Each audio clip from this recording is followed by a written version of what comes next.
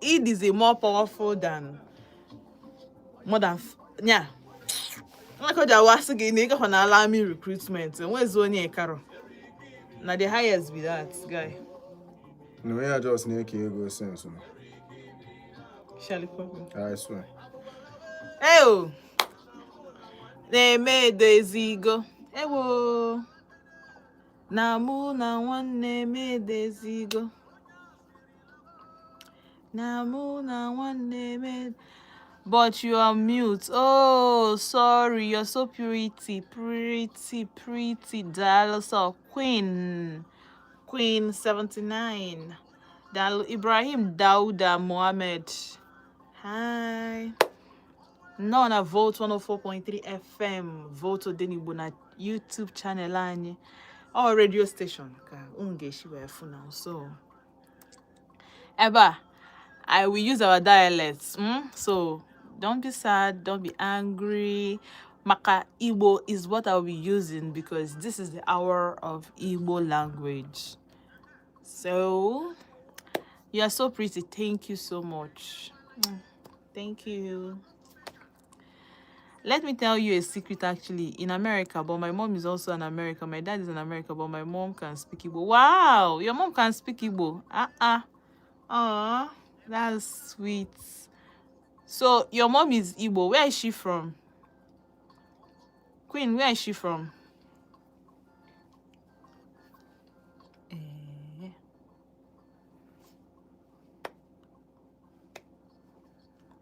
Please subscribe to my channel. Subscribe to my channel. I need to get to 1,000 subscribers before the end of November. Oh, thank you. That sound pretty. Oh. Yes, you are. Thank you. They are probing Jonathan. For the election. Wike said no, but that he did not tell him that he's coming out for the election. But how can you probe a sitting former president? What kind of nonsense nation is this? He's a citizen now.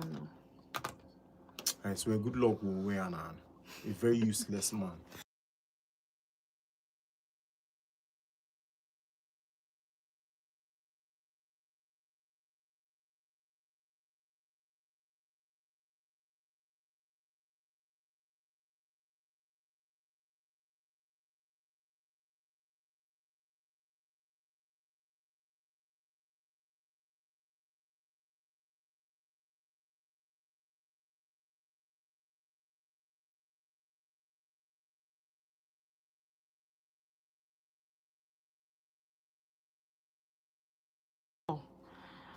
I said my mom is an American. We are Black Americans, but my mom can speak Igbo. She learned Igbo. She's from California. How did she learn Igbo in California?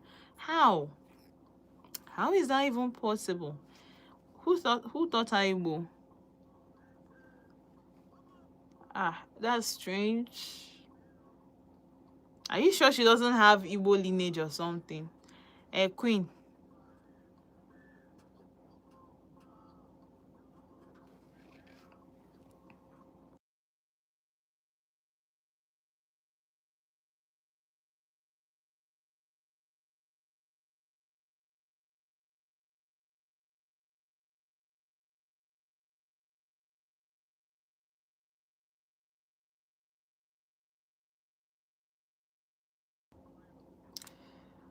Sorry, the videos. I think I'm the only one talking here, chatting. Don't worry, people will still join. I've not gone on air. People will still join me. Or people will still join us. Oh, Bafu.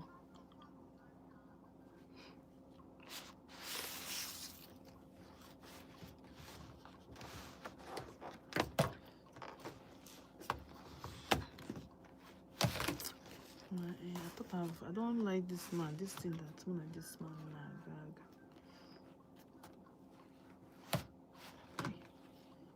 Okay.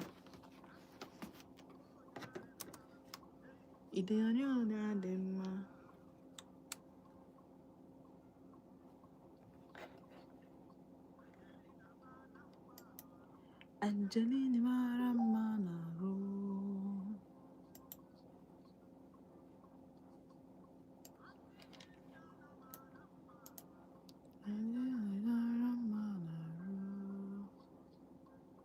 Okay, I'm your number one fan. Please, can you stop putting the life on me? No, you want to hear what me and my colleague we are talking about? I think I'm your number one fan. Please, can you stop putting the life on mute? Ah, okay. Her friend is Igbo, one of her friends. Oh, okay. Emmanuel Kelvin Philly. Hello there. Hi, Emmanuel. Hi, Emmanuel. I'll try not to put it on mute. If you want to learn Igbo, better stay here. Go and call your mommy so that your mommy will stay here. Or send her the link so that she can join.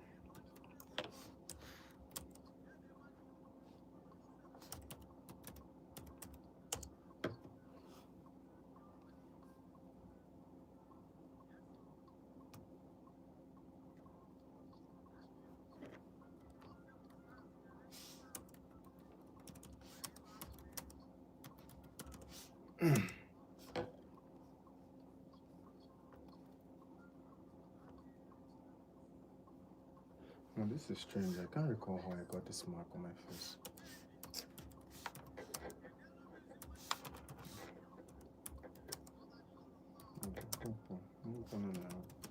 The switches. Maybe meeting issue. Kinda. Try to open all of them.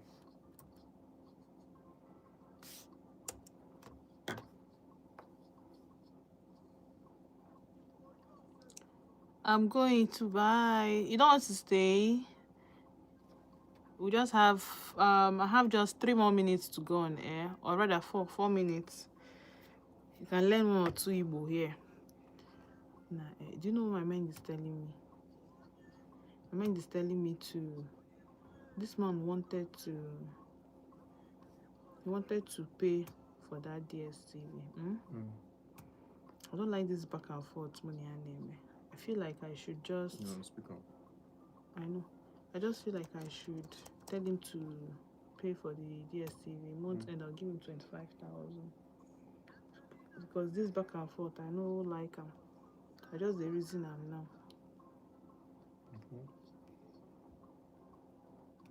You should have it now. I don't have it, but I don't have it, but it will save you a lot of stress. To save me a lot that of unnecessary stress. embarrassment. You know. It was good. Better than I am. Better than I am. If I block your number till at least that guy come back. He knows my place. Jesus. I don't want somebody that will come to my compound and starts. How does your ex-boss know your house? Because he has quarters now in my street. Okay. I feel. A lot of people there. A lot of people from that quarters have seen me come out from that compound. Like from the back and forth, all the embarrassed, and I've already. Is that his way of telling you he messed up? He wants you to come back and work? Yeah.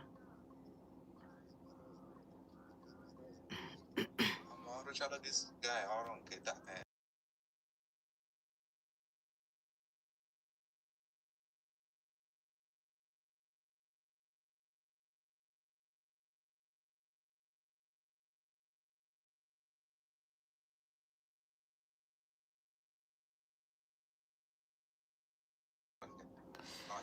Okay, there. Okay. Please don't leave me. Can you do faster? I will soon go. Oh, yeah. Don't worry. I'll soon go on air. Okay. Just be patient a little while for me. I know you can do that. Be a little patient with me. Fine boy. Be normal. Fine boy. Fine boy,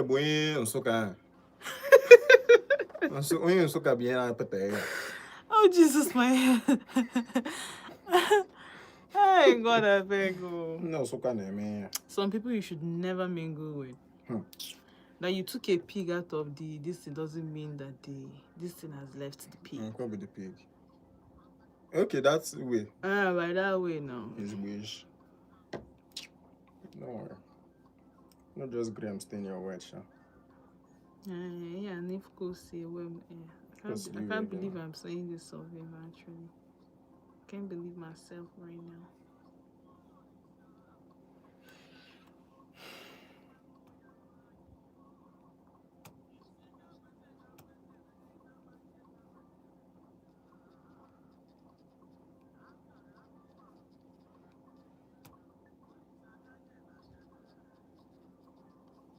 Olisado, Olisa bịanyela anyị aka ka anyị chịba.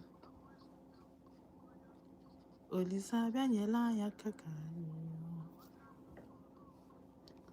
Olisa bịanyela anyị aka.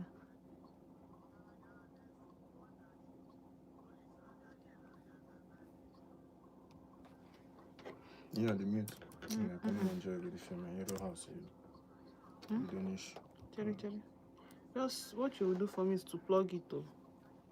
Carry charger. Plug it to. Where you want to be watching? You want I to? can know now. Nanche girl on air. You the wine? Yeah, very low and I just want to be seeing the images and reading the subtitles. My life no hard.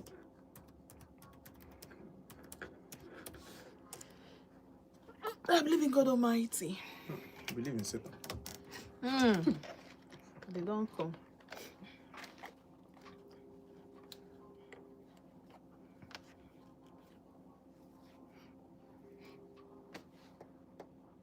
This man still a test.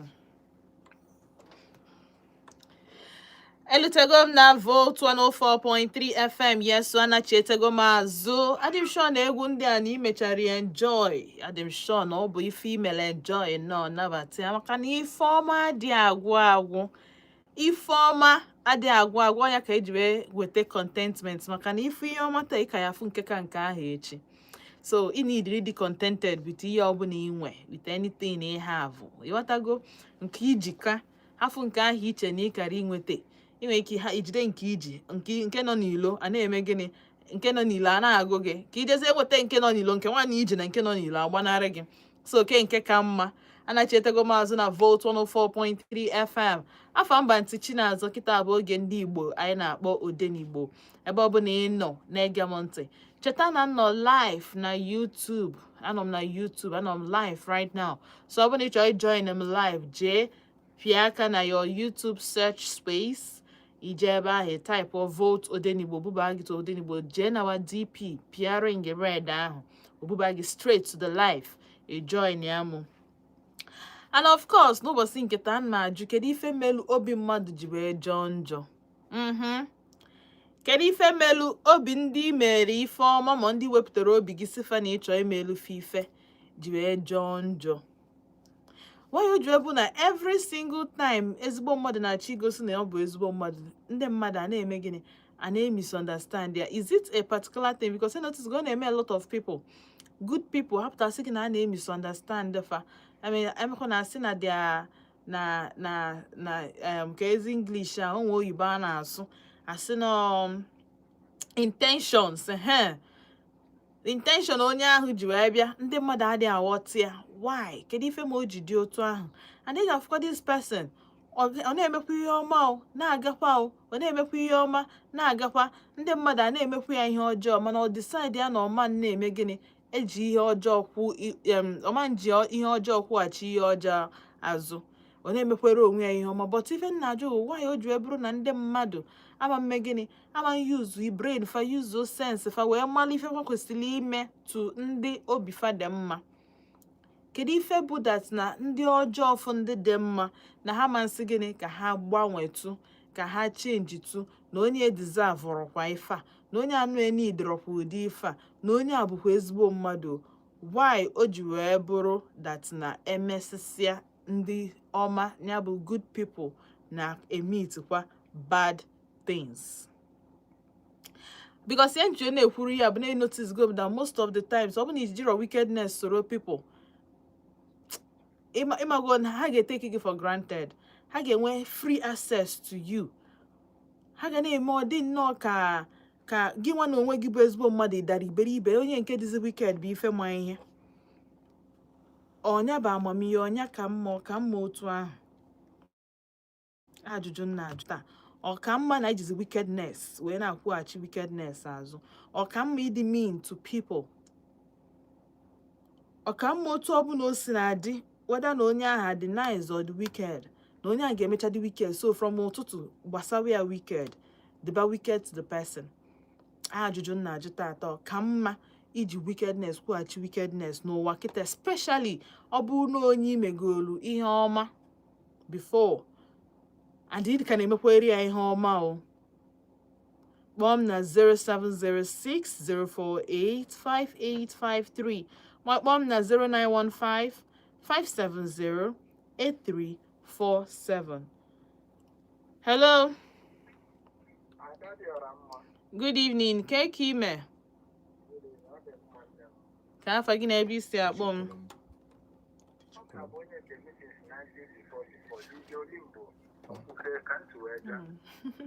DJ Olimbo nnọọ. Daalụ sọ. Iwe ka m gbaa first. Mụnwa ka ị na-arịfe eto. Ọ ga-ekwe ihe ikwu kịta. Mụnwa na-agwa ya okwu. Mụnwa na-agwa ya okwu bụ onye na-ekwu maka ya. Ama m ife bụ nnọọ mana ama m ọ abụ nnọgide njụbụ onwe m ajụjụ si ihe ọ bụ ebumpụta ụwa. Nke m na-agwa ya kịta na-eme nnọọ o mebeghị 3 days kịta.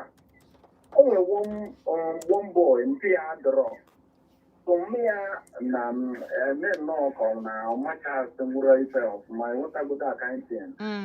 So mana m na-aghọta na dị ụma nke otu ahụ zụrụ ebe ọ bụ na di ya dọrọ ọzọ ịghọtago na ka mmalụ nnọọ ka m ga-esi wee hepụ nwa ya nwoke ahụ nọ ole common interest.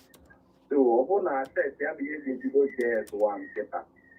So mfu the guy ọnụọ ibi a na-eji akwụkwọ nsị ife mere na ide eji akwụkwọ ọtụm na akwatara ya akwa ọ ga-eji wee jee akwụkwọ uniform na ihe ndị ọzọ.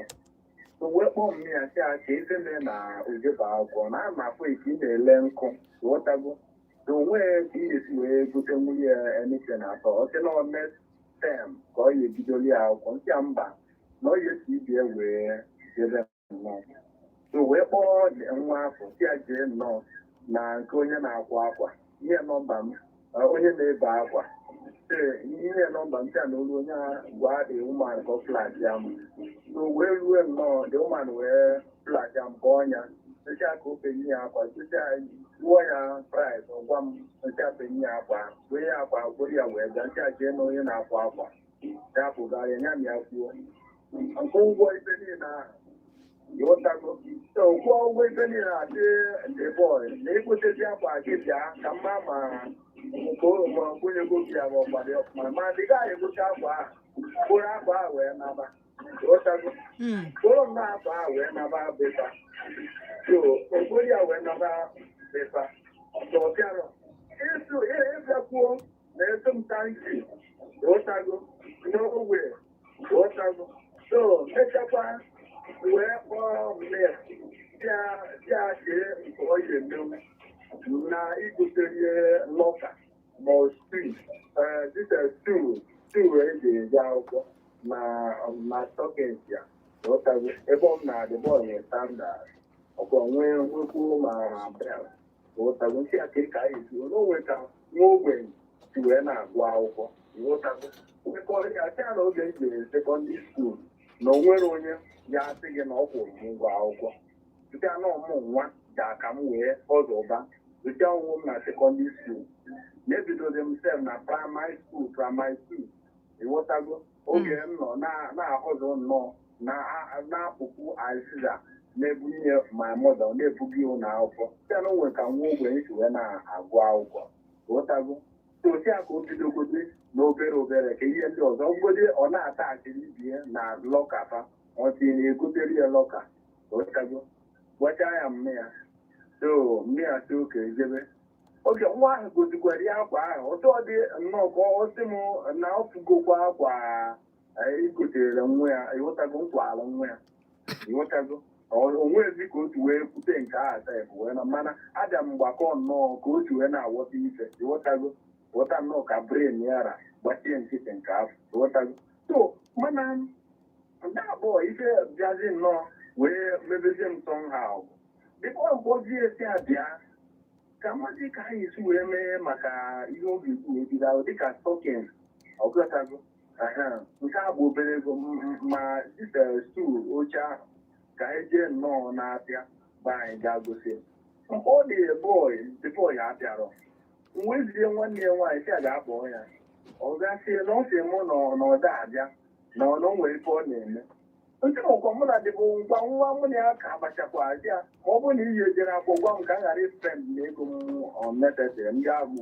spend ego kwara ya akwa ọ bụrụ na ego na ịghara ego aghọsị m na ọ ya eji ndị ọkwa ya mgbe ibe na-adịsapọntị ya so oke wee gbachakwa nkịtị ka ifo wee fụzie dịga kpọọ ya si abịa ọsị m na ọ na-eje ozi ka ọ bịa na ọ na-eji eta azụ dịga ya abịabeghịkwa nke na mpụ nwanne ya nwoke si agwụ ya na nwa ahụ a jiri ụkwụ wee bata na befa na m ga-apịapụ ya ntị ghọtago so nwanne m nwoke wee gwu ya ntị mee ma onye akwara akwa na onwe dị ike ịbịasị m na okpotebe akwa a thank you ghọtago so nwanne m nwoke wee na-abara ya mba so nya na mgbede anya dịka o kwetebere akwa asị m chaa na o nwere ihe na-egosizi m na nke ahụ agago ihe m na-ekwu bụ ka eji esi wee bido akwụkwọ na taa fraịde na ka ezi ka esi wee bido akwụkwọ mọnde ọsị m na onwere na stọkins na ogobeghị stọkins ndị ọkwa m na-akpọ gị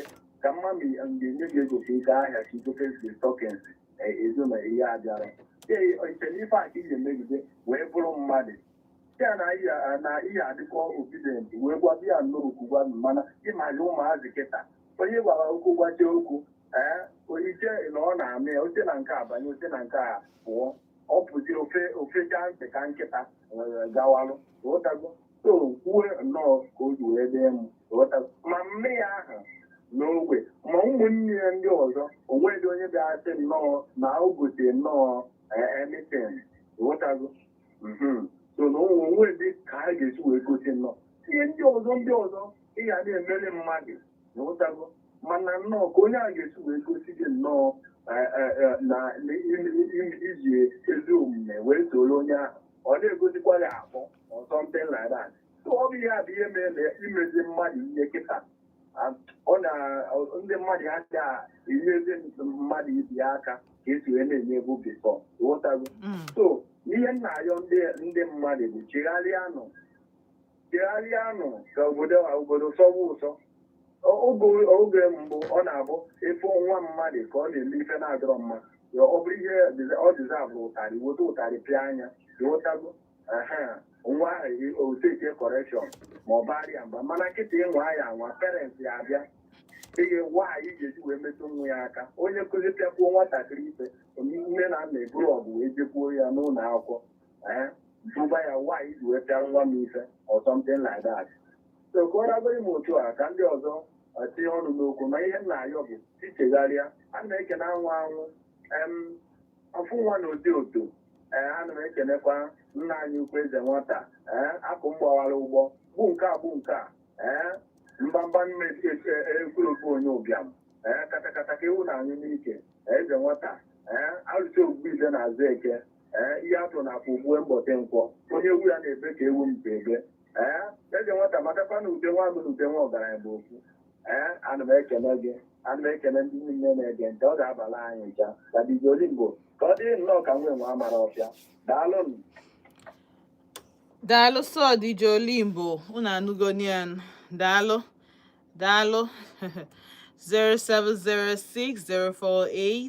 07060485853 ka ife Melu na people adịghị aghọta that people na just nwee good people ọ ka mma iji njọ kwụghachi njọ these days because a lot of people na complain kịta anụ a na imelu mmadụ ihe ọma gị na onye ahụ na-emekwa awa na-agakwa then at the long run imezi ofu ihe ọjọọ ihe ọma niile ime adị vanished ihe ọjọọ ka a na-echeta ọsịsọ ihe ọjọọ onye ọjọọ ka ebufọ ofu ihe ọjọọ imelo over ihe ọma ndị ọzọ ị na-eme over the years.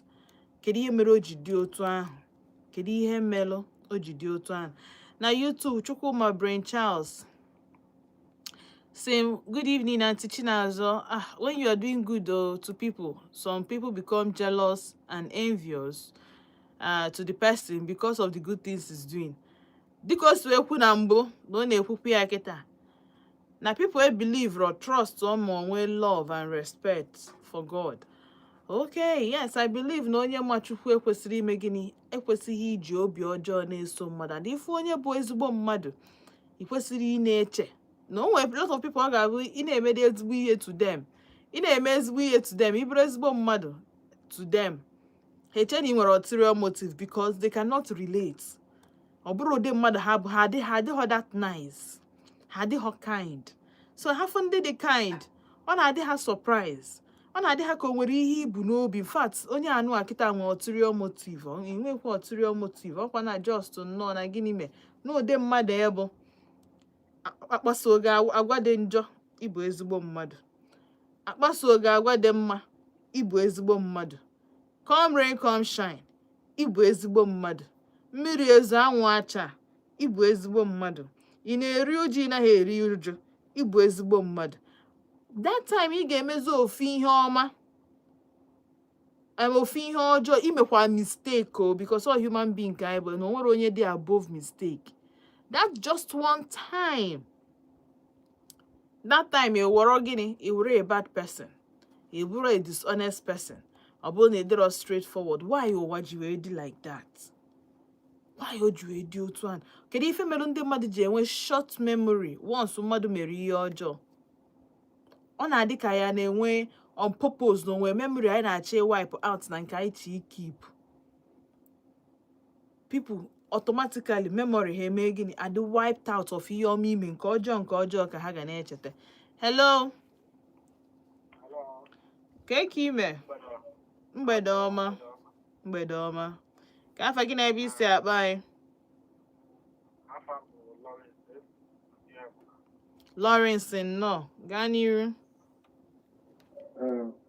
Ihe mere ndị mmadụ na-eji ihe ọjọọ akwụ mmadụ ihe ọma bụ ịmago Baịbụl kwuru ya sị na obi mmadụ na-echepụta ihe ọjọọ mgbe niile no matter the circumstances. So ọ na-echara anya si na ekechara mmadụ na-eche anya si na mmadụ dị njọ. So mgbe Baịbụl kwuchara anyị ga-ama na ọ bụrụ amụ ka ọ na-asụ. So sometimes ị na-eme ihe ọma ejina maka ihe onye ahụ na-eme ya maka na mkpụrụ ka ị na-asịrị onwe. So imere mmadụ ihe ọma mkpụrụ ka ị na-akụ onye a jiri ihe ọjọọ pụọ mkpụrụ nke ahụ o ji pụọ gị na-echere ya n'ihu. So ị na-emerụ mmadụ ihe mere ya maka na obi gị nabatara ime ihe ahụ. Ọ bụrụ onye a jiri ihe ọjọọ ọgụ ọ dịrị ya na achị ya marụ amarụ na ọ nwere ihe ọbụla imerụ mmadụ naanị iyi. Ọ bụrụ na irite uru ụmụ ị ga-erite ya nke ọnwụnwụ ọjọọ bụ ị ga-erite ya. So maka na mmadụ mere ihe ọjọọ ejina maka na ụfọdụ mere ihe ọjọọ ji iji ara afụdo onye ọbụla efodo onye ọbụla ọdịzie gị ka onye ọbụla dị njọ. Ị gara eme ihe ọma mana ị ga na-eke mana asị na onye ya na-ekwe ozi na-eri na-eji ogologo ọ dịkwa okpuru mụgụtọ ha nnọọ. Daalụ sọ. Daalụ. Ọ sị anyị jisie ike ka ọ hapụ ịbụ na mmadụ mere anyị ka anyị hapụ iji ihe ọjọọ wee kwụghachi ihe ọjọọ na mmadụ megodo anyị ihe ọjọọ. Ya ụfọ ndị nwere obiọma ka ị ga na-agwa because o nwego ndị decide because na fam o nwego ndị he decide go implement bịa. Because onye bụ na o decide mana procrastination move from one thing to the other ka na-eme ya. Onwe ndị bụ na ha mee gịnị obi ọjọọ bụ gịnị bụzi the order of the day. Maka na fe emeketego obiọma ha eme gịnị nwere ifefa gain from it rather ihe ọjọọ ndị mmadụ bie na-eso ha. Hello, ka ime? Nnọọ Sunday. Akụnna. Nnọọ.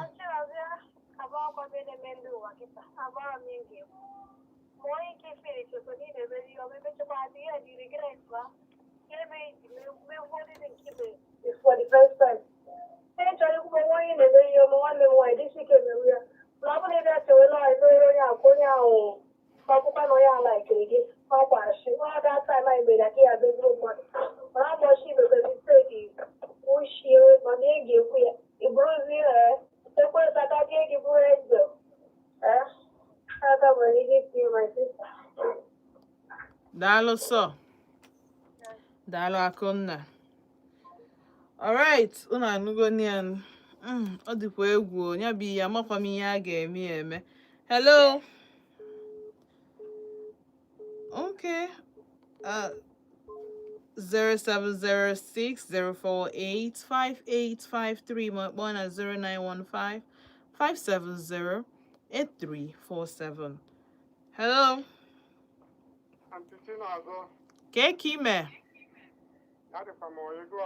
Ndịkwa mma. Ka afa gị na ebe isi akpọ m? Honorable, no. Daalụ.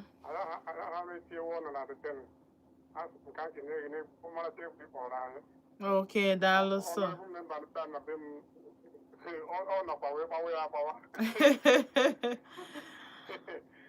Daalụ.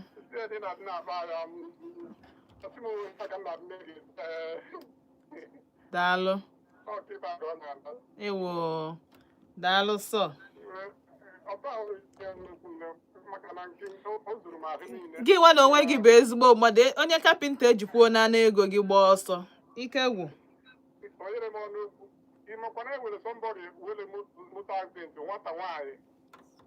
Dari na glass door office m.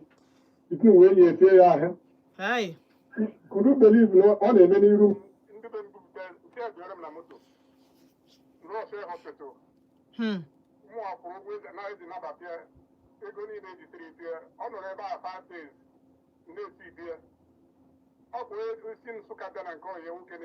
Hi. Ije abụ ọkwa obere ije. Mana nke na-eme 7 days ka onye nwoke bịaziri kpọrọ ya gba ọsọ ọ sị ka o unite one thing or the other na the hospital. They sneak out. That was the end.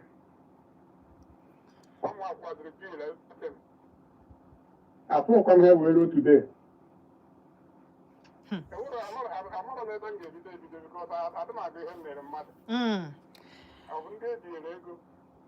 Ka ndị ga na-abịa n'ụlọ na-abịa ihe ego ada m agụ ihe ọma ebe Chineke mere m na-adị ndụ a ga na-eme ihe ọma. Honorable, ọnụ ụjọ na-atụ ha na ị ga-asị ha kwụọ ụgwọ hospital bill ka ọ gịnị? Aghọtara m ihe ha ji gbaa ọsọ. Ndị mfụ si ka nsị ego life. Ihe a bụ nwa agbọghọ bịa tosukwere ịmụzụ mmadụ onye ọ ga-amụ na beti. O si na be ha na Nsụka wee bịa bisite onye nwoke na township. Ihe a bụ na-eme n'Easter time. Easter this year. Nke last year. Okay. So nnukwu mma wee pụta. Ọ mara mgbe o ji eti isi na glass door the reception room office m. Otu oche na ọ dị open, ọ mara na glass. Polisi wee bupee ya ebe a dapụ n'ime glass wee yie ya ahụ ya niile. Ebukwara na ọbara n'ihe niile tie m na moto. Chineke mere m ọ bụla m oge a. Mburu ya gbaje hospital, deposit ego, kwụọ ụgwọ everything. Eme ya accept. Onye nwoke ọ dịka ọ bịara mgbe nna goro.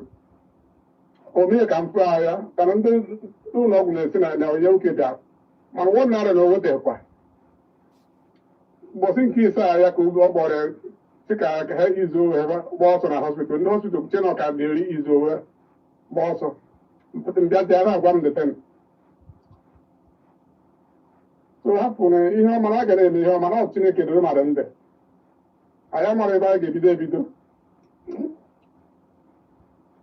ike egwu ị na-enye anyị na ndụmọdụ anyị na-alaiki ya. Dalo, so honorable. Bless you too. Oh, Dalo. All right, 0706 048 5853. My phone is 0915 570 8347. Hello. Good evening, okay, Kime.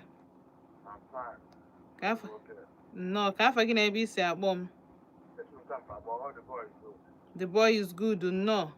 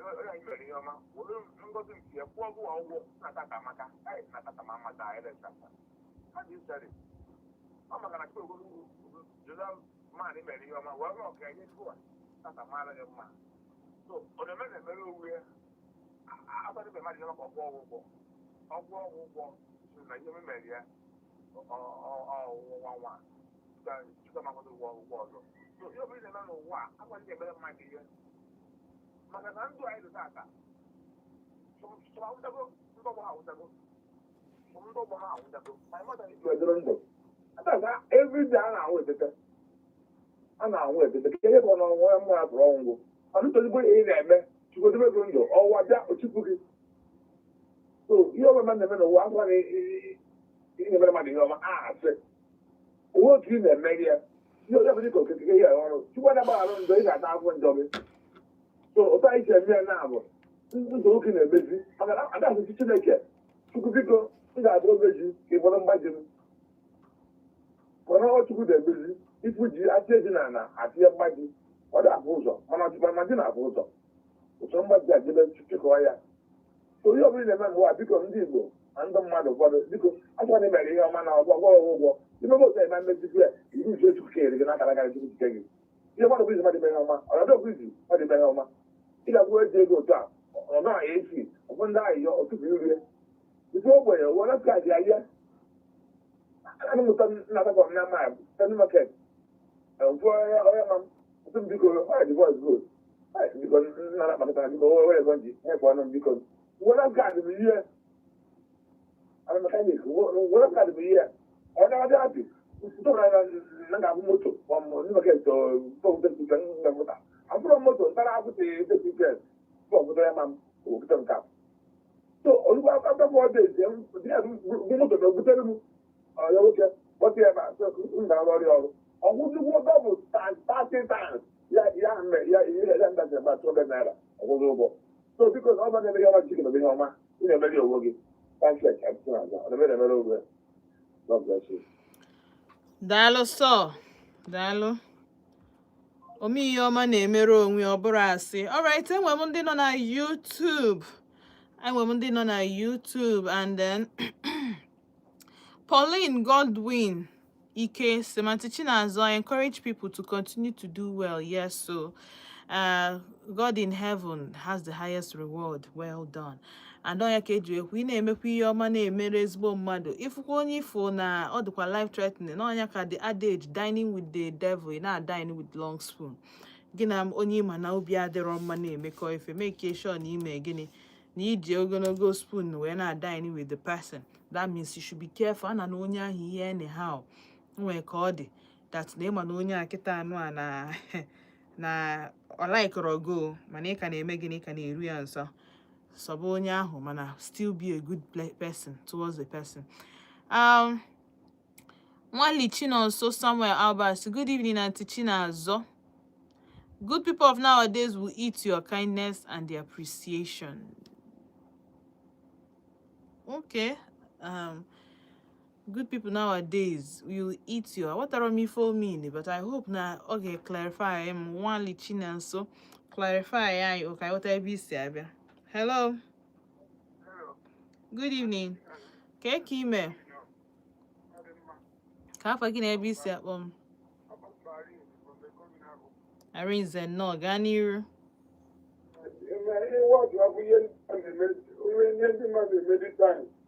Ọ ga-adịkwa ka a ga-akụta ime ihe ọma bet ndị akwụrụ okwu ekwuchego ya ihe ọbụla mmadụ na-eme bụ jọs ihe ọbụla ị na-eme ị na-ebere onwe gị ọ bụrụ mmadụ ka ị na-ebere mmadụ bụ ndị na-eme ihe ọma bụ ihe ha megoro ndị mmadụ ịbụkwa ka esi akwụ anyị ụgwọ ya ịbụ na ọ ga-adị ka a ga-akụta ime ihe ọma kaja ma akụta ime ihe ọma ihe dị mmadụ n'ọbara adịgo mmadụ n'ọbara ihe dị mmadụ n'ọbara adịgo mmadụ ọdịwo ike ọmụ na gị nọ n'ime ya ị na-anụ Nna anụ ị na-ekwu. Wiki ahụ na gị nọ n'ime ya ka moto ka keke mmadụ dabara n'ime mmiri. M na-agara onwe m ọkwa m na-agara onwe m jọs ụfọdụ otere ọda mgba onye mmiri ahụ dị nwanne ya nwoke agbagide keke ahụ kpọpụtara keke ahụ. Kọmante nke nkịtị bụ this man ọtụmụdịrị m ọnụ ọtụmụdịrị m ọnụ ezi m dị nkio mkpụrụ kirigiri onwe m ikwu that is kirigiri onwe m ike gụrụ ọdọ ọgwụ m n'ebe ahụ so ihe onye na-eme ihe ọma mewe ihe ọma ndị onye ọbụla chọrọ ime ka ọ na-eme ya mewe onye na-eme na-emere onwe ya so ya dịgoro otu a na-agụ aka ọrụ n'otu ogologo Daalụ sọ. Daalụ sometimes o nwere ka a ga-esi mekete esi gịnị ya deba ya bụrụ ihe niile ka ịmago nke ị ga-achọ ime kitikiti katakata ka ya na-anọ ụlọ ọgụ o nwere some certain things ọ ga-aghọcha ime isi anya mebe nnọọ ya mebe oge eteghị aka akpọ results akwụ ụgwọ ọrụ anyị amara ego one onye ọbụla nweta. Hello.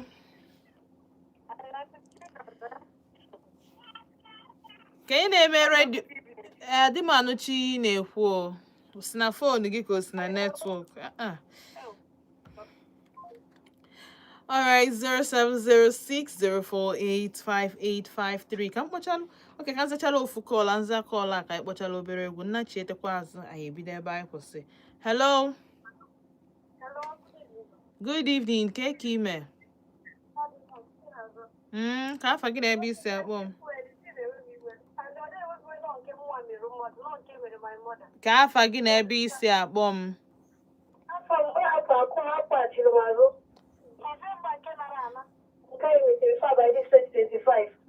My mother needs to go to meeting her. So, this one, all carry, or that, market show day, and don't go to be one of the area, or say, I think, you see, not only maybe before I got, she wants to go to meet the Yaga, they will watch there. When you say the person, where is the power, so we are, or the now, or when you are like the local business. They go to carry you last year, December, because they go to jail, go between, they want to go away. Anyone never more than I was sometimes, you say that film, who are sooner, I don't come so when you know what.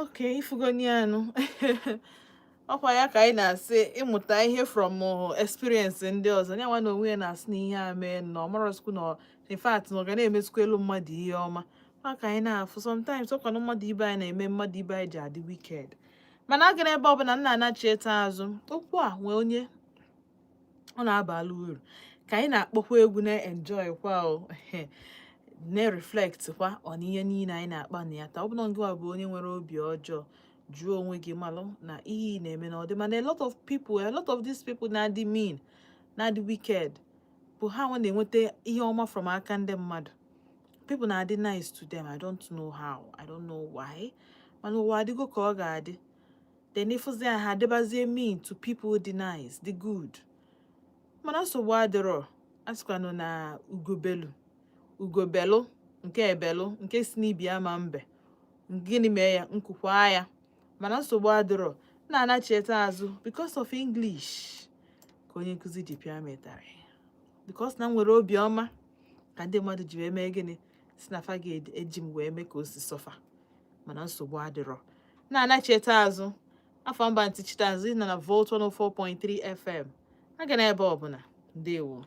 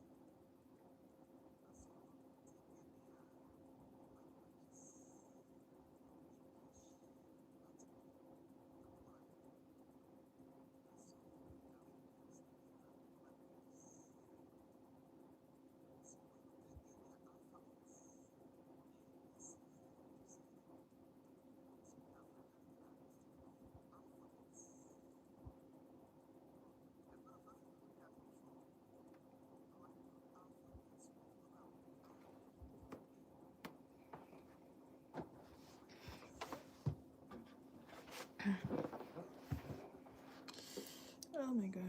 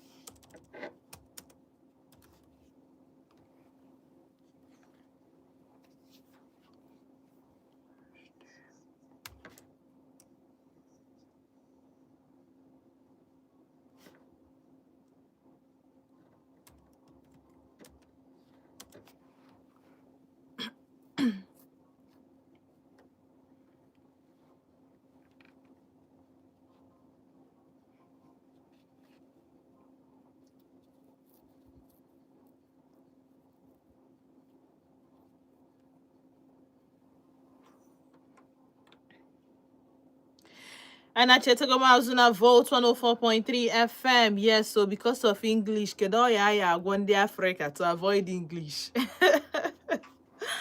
Unfortunately, ọ dịgokwa late nwekwa ya emezi English bụzikwa our gịnị central language kịta.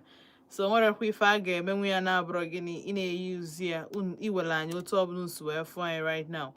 Alright, so when you just not join is me not the last wrap of the show because kita no was just such a call ma piachie ya ina ekwu maka ya tata kedu ife kpatalo ndị mmadụ ji adị unkind to good people. Kefe mere eji eburu no ndị dị wicked na aka meet carry good people. Ọ dị mma na onye mme mmadụ ihe ọjọọ ya were ihe ọjọọ kwughachi mmadụ azụ. And a lot of people akpọgokwe mba na ọ dị ọkwa mma. Gị nwa na onwe gị dị good gị stop kwa na ịdị good gị hapụrụ Chukwu ife niile mụ na onwe m nọ na studio na-asị gị ịdị good dị mma akwụsị na ịdị good kama ị na-adị good to people ị na-eme gịnị ị na-enyefa long space na-enyefa mind yourself mind your matter eli na nye anyhow because all the too nice na-eme gị gaa ama na ndị na around you dị gịnị envious jealous of you. I mean, a lot of people ji anwụ with na poison ji anwụ na accident Onya mere eji akpọkwanarị gị like this ozugbo ipụ ga ebe ị nọ because na obi gị dị salasala ifiro na mmadụ ga-emenwu gị ihe ọjọọ mana onya ka m ji asị gịnị ịta anya na anị dị very important ịta anya na anị nwee ike fụ ndị bụ ndị malụ ndị bụ ndị malụ ndị ị ga na-ezelu ọ dị very important because mụ na onwe m abụgo m victim a lot of people are fall go victim of wicked people because na ị nwere obi salasala so mezukwa emu di anyị ilute m nso like this m ga-enyo gị 2-3 times enwere m trust issues ebe efu ee ọ bụ obere ihe why because of over time ihe ndị mmadụ mego you keep giving people chances ha na-eme gịnị ha na-eme otu sọ ha but o mere m trust issues ahụ eme m mee gịnị na-enye ha efe ịghọtago na-enye human being ọ bụrụ sọsọ just anybody everybody my neighbor mo my colleagues mo imagon some families some obro fancha family bụ family mana onwe imagon na nkwe family na-adị njọ so ọ na-adịkwa very important enwekwe ka issue enwete an idea na onye adịkwa otu a ị ga-abụ ezigbo mmadụ mana for ndụ gị dere gị onwe some certain things na ndị ị ga-ezelu ọ dị very important so emenji ebia taa sị ka mmalụ na ọ dịzi mma ịdị wicked totally because ihe n'ebe bụ before bekwala ọzọ and akụkọ nnugokwa a lot of people dị good but unkind people ka ha na-eme itikarị ndị bụ that na ha just to mee ofu ihe ọjọọ out of 99 good ha mego ofu ihe ọjọọ bụrụ ihe mee gịnị surpass every other good thing ha mee ọ dị mma ijizi ihe ọjọọ kwụghachi ihe ọjọọ azụ kpọọ m na 07060485853 kpọọ m na 09155708347 ihe ajụjụ ọzọ gbatakwa m n'uche bụ ọ dị mma ịbụ onye ọjọọ like ịbụ onye ọjọọ abụrụ igbu mmadụ kama na mmadụ si gị nyegodi ya 5 naira enyebu ya enyo na 5 naira anụ a kịta na ịma nye emewere ya jee mee ihe ọzọ ịghọta enwere lot of fears enwere lot of things ọ ga-ahụ ime mekwakwa asị na ede ọjọọ na ede wicked ọ ka mma otu ahụ. Hello, ka ime good evening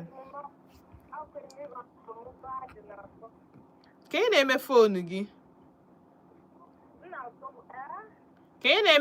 gị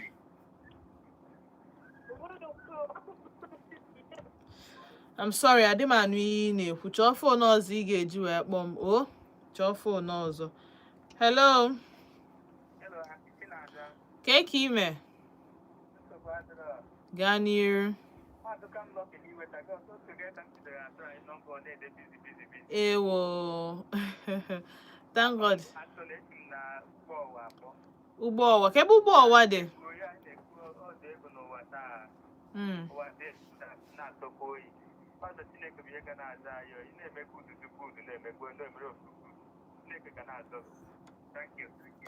daalụ sọ daalụ.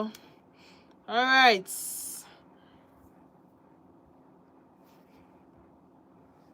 hello.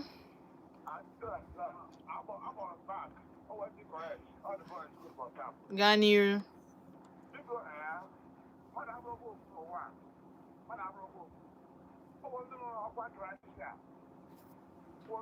Glacia na Chineke ọgba glacia ụfọdụ wee kọọ mmadụ abụrụ ofu wondụ omenala dịbe ha ndị omenala mara ama wondụ bụ ndị na-agwọ ọgwụ maka na m na nlọ mmadụ gba na-adụ mpi na nlọ na-adụ mpi nnagati na tụfuo tigbe ya ọnwụọ Chineke nwaanyị ememe mama mme nwaanyị biko tutu mfine nche akụzi okunye chekwo ọgba ụmụnne ya na nchọrọ igbu ya ka emegotere na nchọrọ igbu ya anyị ahụ m chetara ekwere m ekwu ya ọba onye nke m so onye dị nwa bụ bịala ọnụ gị mere ezigbo ọ bụrụ na a mụrụ gị bụ ezigbo ihe mere ezigbo ihe bịala ọnụ gị bịala ọnụ gị ndowe ọnụ gị ịdị free na-eme ezigbo ihe ọ bụrụ na ọ dị n'ọbara mebi ya apụkwana egwu ọgwọ ndị dị nwoke dị ụwa ọgwọ ndị dị nwoke wee dị nwaanyị na mmiri a na-abụghị okwu ka esi nwoke onwe ọ na-eme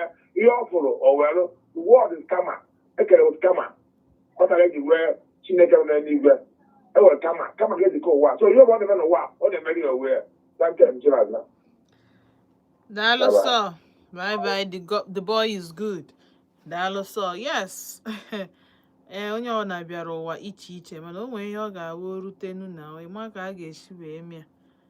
Onwe ndị na-abịakwa ụwa dị wicked abịa biko. Ọ nwekwa asha. Ọ bụrụ asị ka ọ sị. Hello. Good evening. Kekime. Ewo 0706-048-5853. Ụbọchị na-emezikwa kwarapụ for nọọsụ 10 minutes ka m ji nwa ya bụrụ akpa m. Ịghọtago wee na. Anọ m na YouTube channel. Anọ m live on YouTube channel live Vote Odenigbo. Ị ga ebe ahụ ịfụ anyị live dịka etu anyị si eme ya na studio. So Nwali Chinonso Samuel Albert. Good evening, Chinonso. Some people are nowadays it's okay. Agubugo m nke ahụ. Onye je ekwe Cecilia sim. Hello, Auntie Chinonso. Good evening to Vote FM crew. Daro so.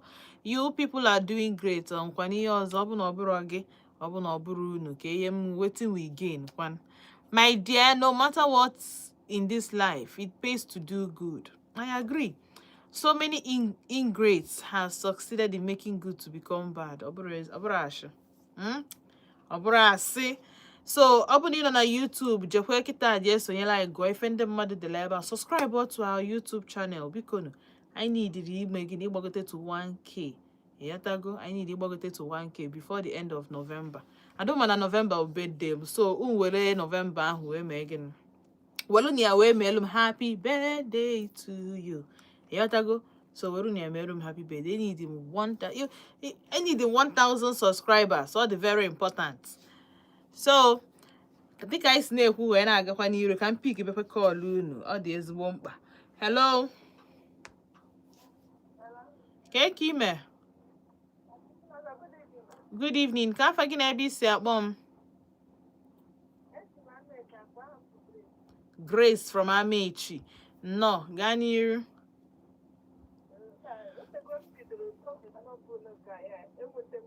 Sorry, Grace. Ndị nọ na line kali. Eweniwe o.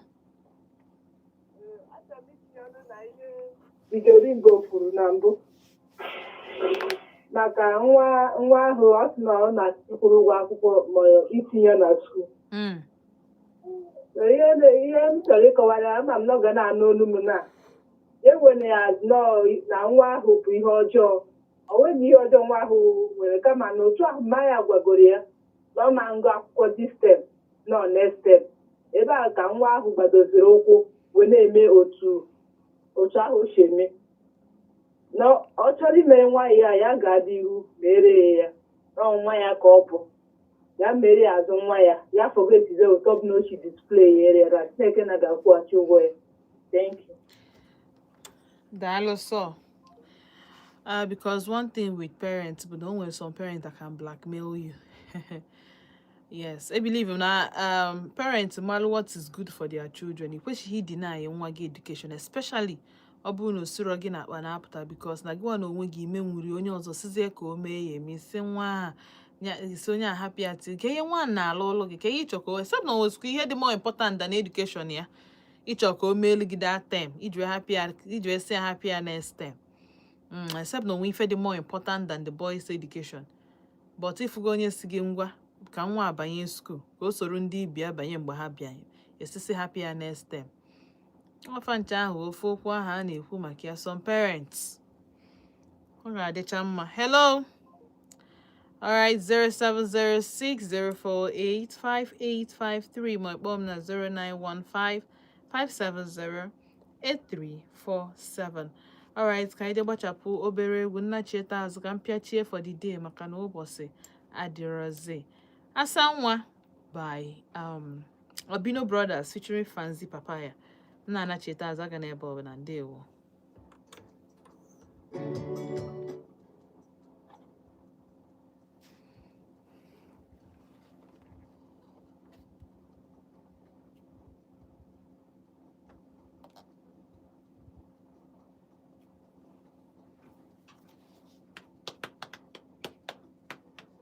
Dafa ya mata. Inemo na ya I can't next up my boys tayariba.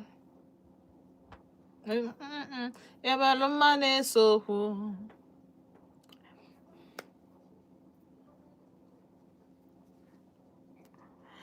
Asa nwa ịmaga ife ị ga-acha nwa ka ma.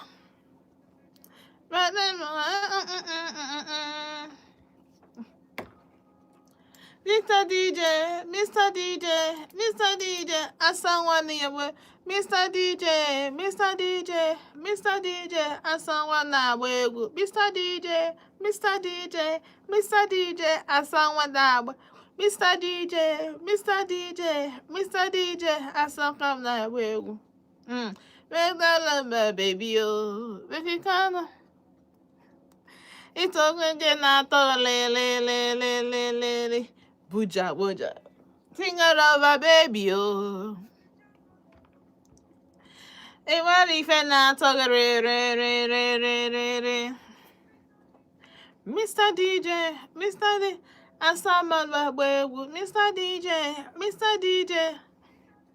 Asaman Nabwegu, Mr. DJ, Mr. DJ, Mr. DJ. Mr. DJ, Mr. DJ, Mr. DJ, Asaman Nabwegu. Evarisius Chris Mario rather. Whether I am a lyrics or I am a lyrics, so long as the beats they enter and you don't understand them.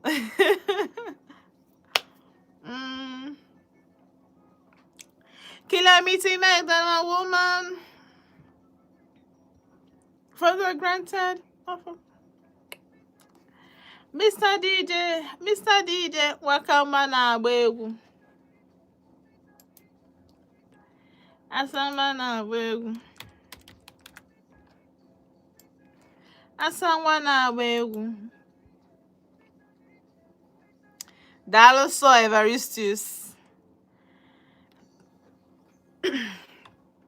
Alright, so na cheta go mazu na Volt 104.3 FM and ebe a ebe m ga-eme gịnị the last rap. And in the Jimakia webe tabo ndị na the unappreciative of Ifeoma because the thing but that's na anybody phone Igbo ezigbo mmadụ they mega appreciate. Come on, not the wicked. Ogosi na gịnị me no nya ahụ adịghị appreciative of good things. Because now this life, I need the good people.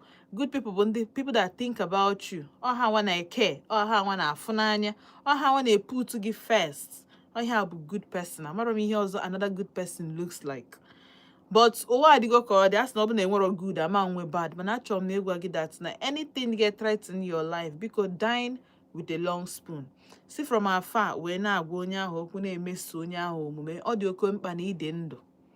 Except na gị na chi gị ekwekọrịtagokwe na your time adịgo up ijirizi aka gị were onwe gị because normally in love your life ị kwesịrị ịdị vigilant of your environment malụ ndị gị na ha na-achị ọchị and ndị ọchịfa si n'obi ndị ọchịfa bụ ọchị just n'enu eze eyatago just ka mpik che call ngwazi unu bye hello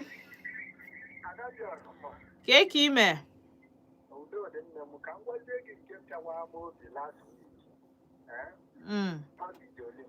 gaa n'iru jugodi m ebe ọbụla na ala Igbo a ebe eji 25,000 DJ ga-eji wee kpọrọ egwu na-adị 25,000 onwe chere mmadụ kpọọ gị bịa kpọrọ egwu nye gị 25,000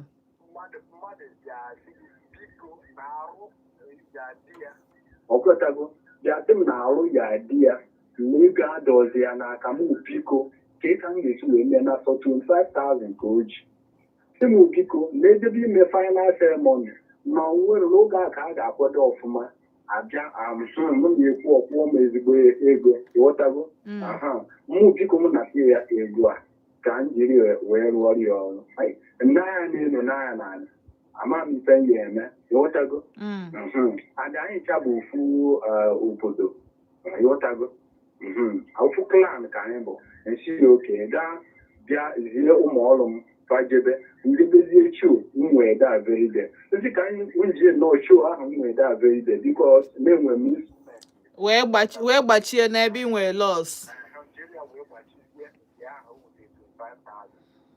ọrụ ebe si ha bụ afọ ha gbacha ha change for ha jidekwuo ghọtago ntazie si ebe a wee situkwa ụmụ ọrụ m ghọtago ịmakwa na olu last week ihe a na-agwa gị bụ oge season o ịmakwa na season ghọtago mgbe nke na time adị ọzọ so olu nnọọ this time around a na-agwazi gị ọnwụ ọbịapụtazie m mụ na ya kwure nnọọ wee kwụchasịa ọsị m na ọ ya aja ọzọ 3 days before mmemme ahụ ọ bịasị m na o nwere a friend ya sị nnọọ na ọ ga-enyere ya aka maka na ọ ya akpọ ije ọzọ wee bịa ịghọtago so ụdị ihe dị otu a ịfụzi mmadụ ka onye a na-ayọzi gị si gị nyere ya aka ya atụpụkwara ya ọnụ maka na ndị oyibo si gị that man makes man to be wicked ịfụgo ka otu wee jezie nnọọ jee n'azụ oke sizie na mmadụ chọrọ ịkpọtaziri ya DJ gị hapụwazie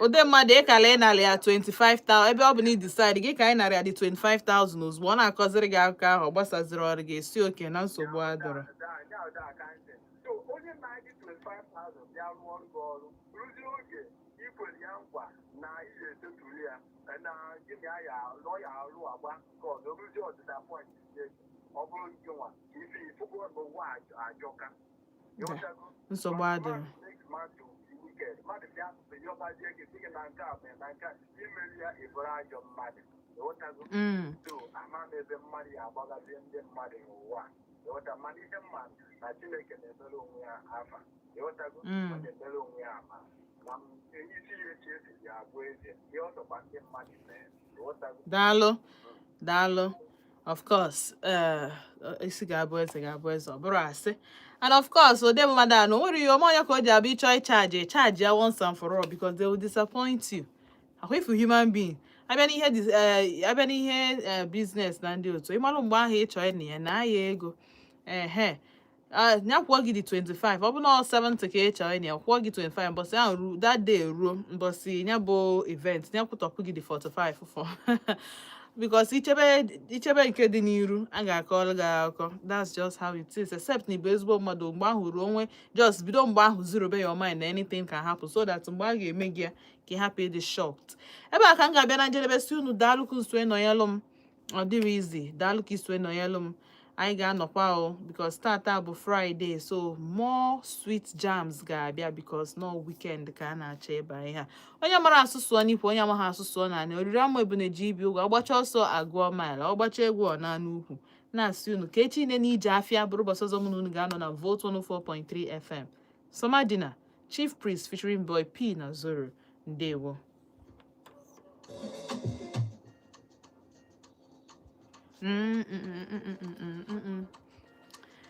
maka ndị si na m amara agụ egwu nsogbu adịrọ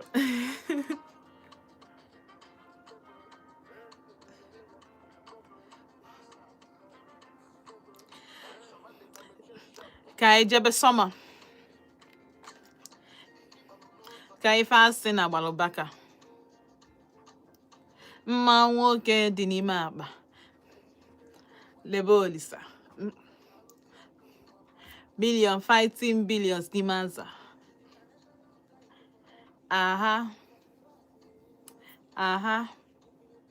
hey what is life if no sweet if it's not my business ka anyị ga-ebido ebe ife ọma kwụsịrị ka anyị ga-ebido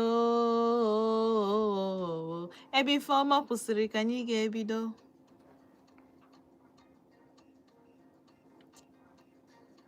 arụọ n'anwụ erie somewhere bougie ụwa bụ mmanụ anwụ but you're busy is but busy are you busier than the top and are you telling me that you're busier than Senko?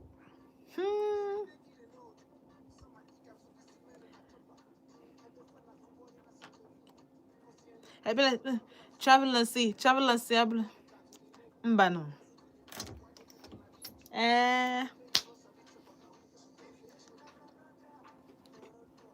ebe ife ọma kwụsịrị ka anyị ga-ebido ebe ife ọma kwụsịrị ka anyị ga-ebido before Mako City, can you give me the money, money, money in the billion van? Eh. Money, money, money in a billion van. Oh, oh. Money, money, money in a billion van. Eh. Eh. Money, money, money in a billion van. Shay. You sabi chop no be to get money. You sabi chop you sabi spend you sabi chop Eh. Eh. You know go fee. Bye bye Nandinka. I'm calling. Touchdown.